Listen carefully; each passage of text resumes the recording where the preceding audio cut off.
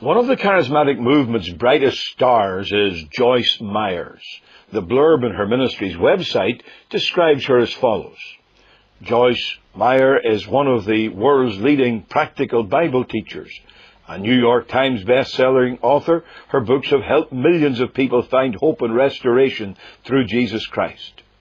Through Joyce Meyer Ministries, she teaches on hundreds of subjects, has authored over 70 books, and conducts close to 15 conferences per year.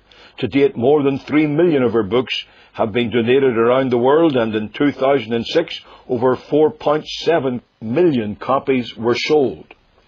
Suffering sexual abuse as a child and the pain of an emotionally abusive first marriage, Joyce discovered the freedom to live victoriously by applying God's Word to her life, and in turn desires to help others to do the same. From her battle with breast cancer to the struggles of everyday life, she speaks openly and practically about her experiences so others can apply what she has learned to their lives. Joyce holds an earned PhD in theology from Life Christian University in Tampa, Florida, an honorary doctorate in divinity from Oral Roberts University in Tulsa, Oklahoma, and an honorary doctorate in sacred theology from Grand Canyon University in Phoenix, Arizona. End the blurb. With all that, you'd imagine that the lady may be depended on to present at least a biblical view of fundamental doctrines on the subject of salvation. She doesn't. I'm not today dealing with her word of faith theology, a version of the name it and claim it heresy that has become so popular with TV preachers who flourish by fleecing unsuspecting and vulnerable people of money they can ill afford to donate to already bloated so-called ministries. No, what I'm concerned with is a peculiar dogma that some charismatics have carried over from medieval superstition, to which they have added their own little twist.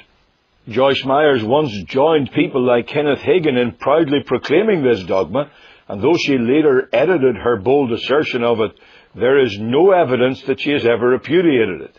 I refer to the notion that on the cross, Christ did not make a full payment for sin, but had to go to hell where demons tormented him, and he continued to pay until God yelled enough and raised him from the dead, thus making Christ the first born-again man. This is heresy on a number of scores. First, the dogma that at death Jesus went to hell is built on a flimsy foundation, nothing more than a misunderstanding of Ephesians 4:8 through 10 and 1 Peter 3:18 through 20. On the cross, the Lord told the dying thief that they would both enter paradise, not a hell of torments, that very day.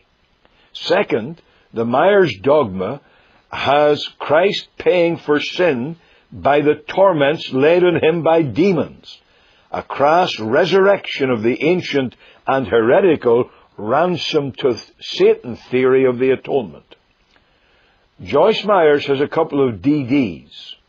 DD usually stands for Doctor of Divinity. But the Bible speaks of another kind of DD, what Paul calls Doctrines of Devils. That's precisely what we're dealing with in these charismatic delusions. Make no mistake, anyone who teaches that on the cross Jesus did not make a full payment for sin may sport a DD. But believe me, it's a DD of the wrong kind.